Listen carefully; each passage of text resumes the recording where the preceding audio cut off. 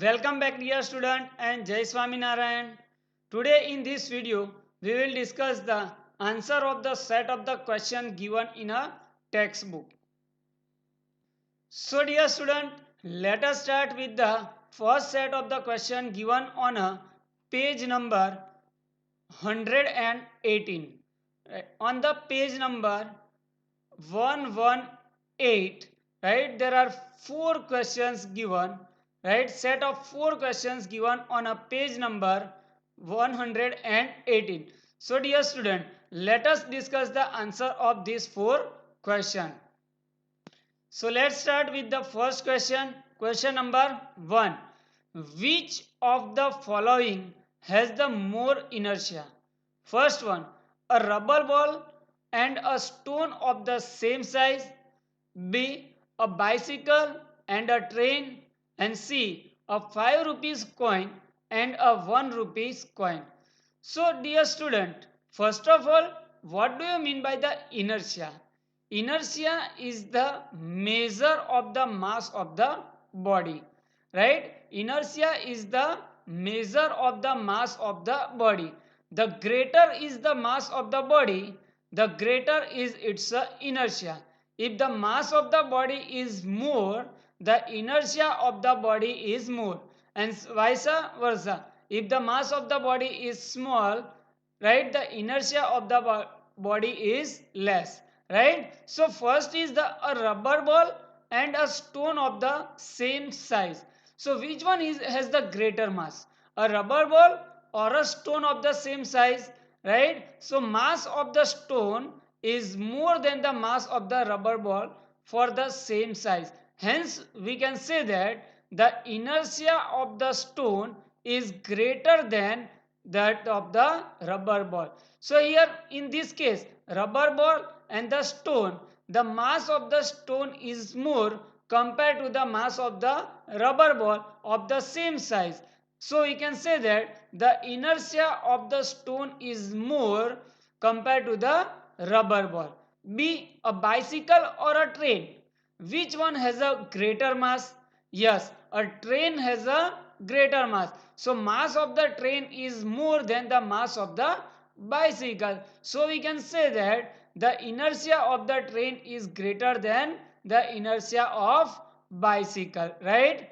Third one is a 5 rupees coin or a 1 rupees coin. So which one has a greater mass? Of course, 5 rupees coin has a greater mass. So mass of the 5 rupees coin is a greater than the mass of the 1 rupees coin. So we can say that the inertia of the 5 rupee coin is greater than the inertia of the 1 rupee coin. Right? Understand the answer of the first question? Now, let us discuss the answer of the question number 2. Question number 2. In the following example, try to identify the number of times the velocity of the ball changes. How many number of times the velocity of the ball changes?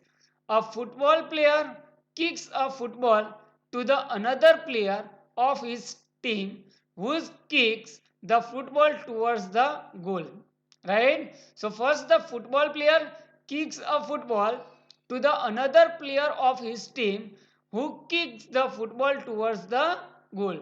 The goalkeeper of the opposite team collect the football and kick it towards a player of his own team, and also identify the agent supplying the force in each case. So here, how many times the velocity of the football changes? First time, the football player kicks the football. So from the stationary, the football is in the motion. So first time when the football player kicks a football, the velocity of the football changes. Second time, the second player of his team kicks the football towards the goal, the velocity of the football changes. Third time, goalkeeper collect the football, its velocity will change. And fourth time, when the goalkeeper kicks the football to his own team, player of his own team, its velocity will be changed. So here the velocity of the football changes 4 times, right? Understand? As the football player kicks the football, its speed changes from 0 to a certain value. So we can say that the velocity of the football changes. So in this first case, the player applies a force to change the velocity of the football, right? So first, when the football player kicks the football, its velocity changes from 0 to the certain value, and in this case, the player applied a force to change the velocity of the ball. Now, another player kicks the ball towards the goal post, right? As a result, the direction of the ball get changes. So we can say that the its velocity also changes. So here the another players apply a force on the football to change its direction towards the goal post, and so the velocity of the football changes, right? So in this case, the player applies a force to change the velocity of the ball. The goalkeeper collect the ball, right? In the other word, the ball comes to the rest. So when the goalkeeper collect the ball comes to the rest. From the certain velocity, the velocity of the ball is 0, and the velocity reduces to the 0 from the certain value. The velocity of the ball has changed, right? Third case. In this case, the goalkeeper applies an opposite force to stop or change the velocity of the ball. So in the third case, the goalkeeper applies the force opposite to the motion of the football to stop or to change its velocity. And last, when the goalkeeper kicks the ball towards his team player, hence the speed of the ball increases from 0 to the certain value, or we can say that the velocity of the football increases from 0 to the certain value. So hence its velocity changes once again. In this case, the goalkeeper apply a force to change the velocity of the football. So dear student, understand the answer of the second question. Now question number 3 on the page number 118. Explain why some of the leaves may get detached from a tree if we vigorously shake its branch. Right? Some leaves of the tree get detached when we shake its a branch vigorously. Right? This is because when the branches of the tree are shaken, it moves to and fro, but its leaves tends to remain in the race. This is because of the inertia of the leaves tends to resist the to and fro motion, and due to this motion the leaves falls down from the trees when the shaken vigorously, right? So when the trees vigorously shake its branch, due to the inertia of the leaves falls down and it tends to remains in a rest. So dear student, in this case the inertia of the leaves resists the motion of to and fro, right? And due to this the leaves of the trees are fall in a downward direction. Now question number 4. Why do you fall in the forward direction when a moving bus brakes to a stop and fall backwards when it accelerates from the rest? So dear student, in our general experience, when the moving bus applies a brake, right, when the driver of the moving bus applies a brake, we fall in a forward direction, and when suddenly the bus start to accelerate from the rest, we fall in a backward direction. Why? Because of the inertia of the passenger. So, right? So due to the inertia of the passenger, right, we get this experience. Now everybody tries to maintain its a state of the motion or state of the rest due to its inertia. If the body is at a rest, then it try to remain at a rest.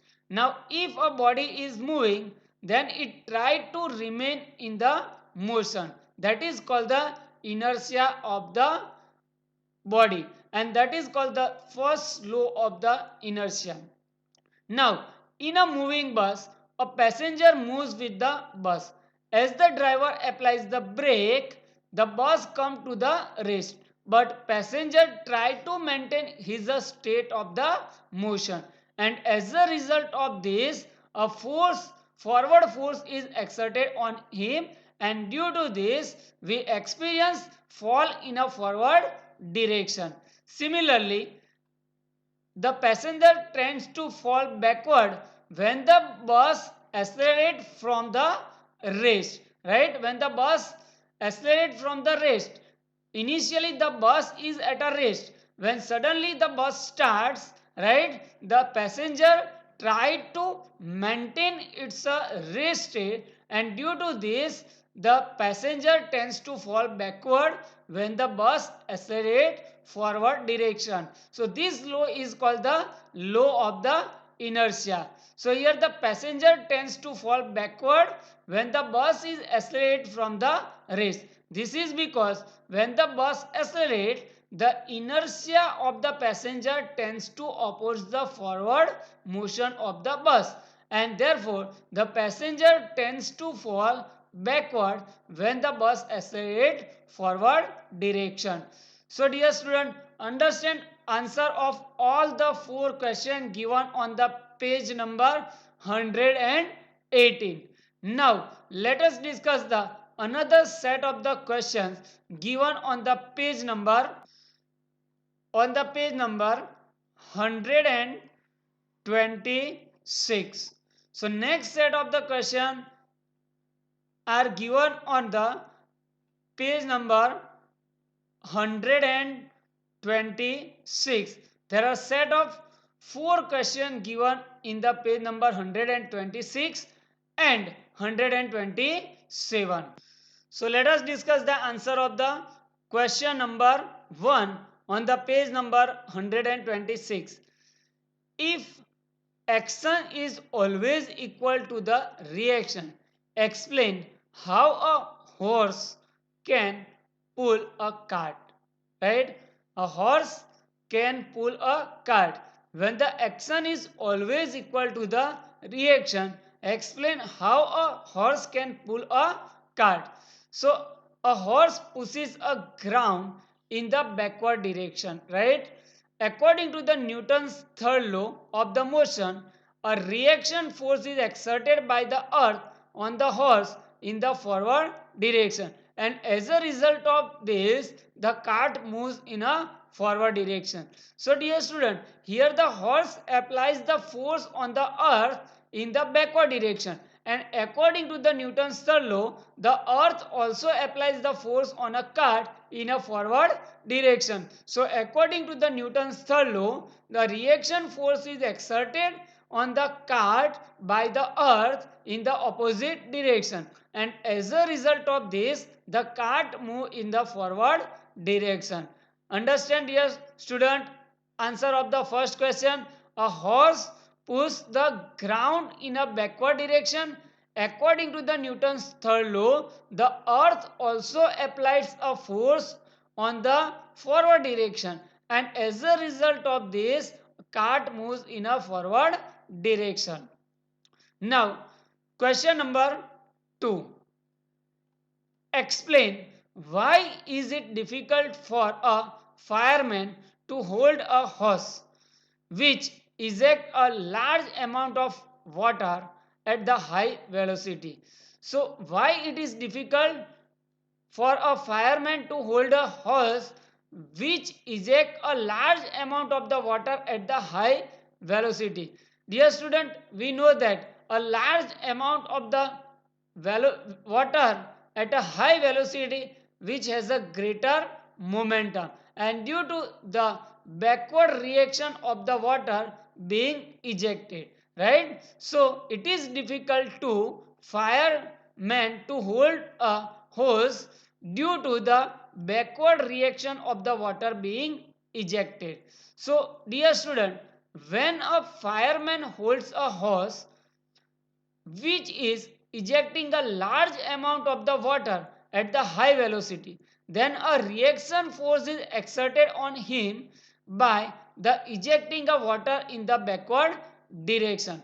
This is because of the Newton's third law of motion, and as a result of this backward force, the stability of the fireman decreases. Hence, it is difficult for the fireman to remain stable while holding the hose. Right? So, understand, dear student, what is the importance of the Newton's third law of the motion. So, now question number 3. Let us discuss the answer of the question number 3. From a rifle of a mass 4 kg, a bullet of a mass 50 gram is fired with an initial velocity of the 35 meter per second.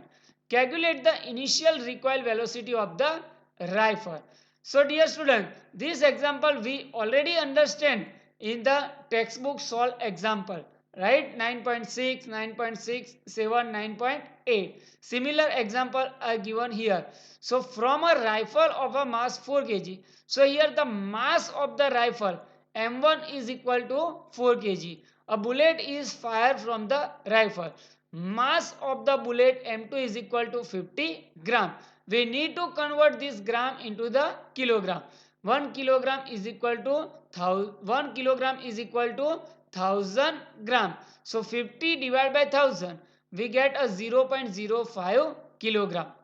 Now, bullet is fired with the velocity of 35 meter per second. So initial velocity of the bullet V2 is equal to 35 meter per second. We need to calculate the recoil velocity of the rifle V1. Now here dear student, initially the rifle and bullet both have a stationary. So both have a initial velocity 0.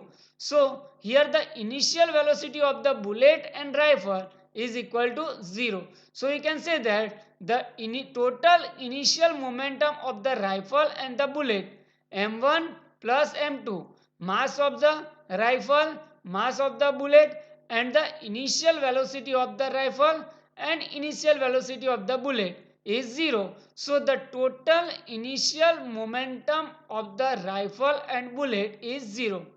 Now, how we calculate the total final momentum? The total momentum of the rifle and bullet after firing is M1V1 plus M2V2.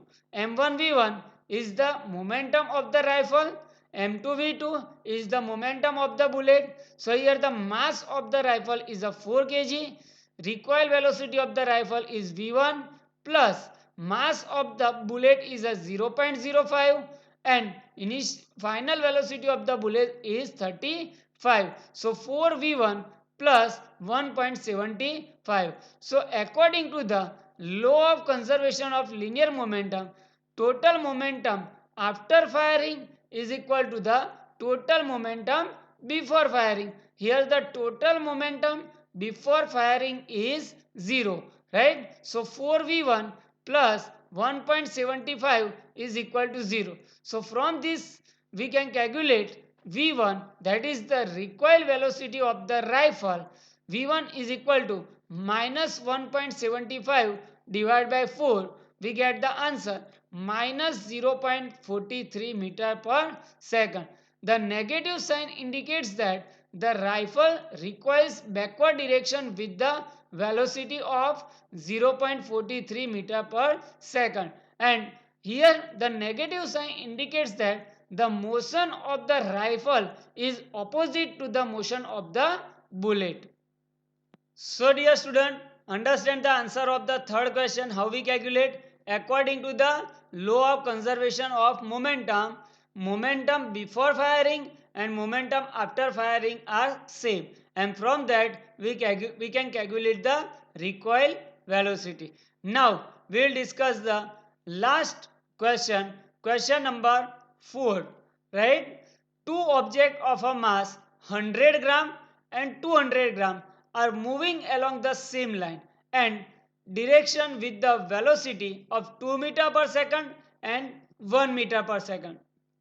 Here the two objects of a mass 100 gram and 200 gram moving in a same direction with a velocity of the 2 meter per second and 1 meter per second. They collide, and after the collision the first object moves at the velocity of the 1.67 meter per second. Determine the velocity of the second object. So dear student, here also we apply a law of conservation of the linear momentum. Linear momentum, total momentum before the collision and the total momentum after the collision are same, right? So let us discuss. The mass of the first object m1 is equal to 100 gram. It is equal to 0.1 kg. Mass of the other object m2 is equal to 200 gram. It is equal to 0.2 kg. Velocity of the first object before collision v1 is equal to 2 meter per second.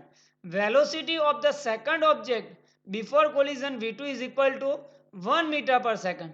Now velocity of the first object after collision v3 is equal to 1.67 meter per second, and velocity of the second object after collision v4 we need to find.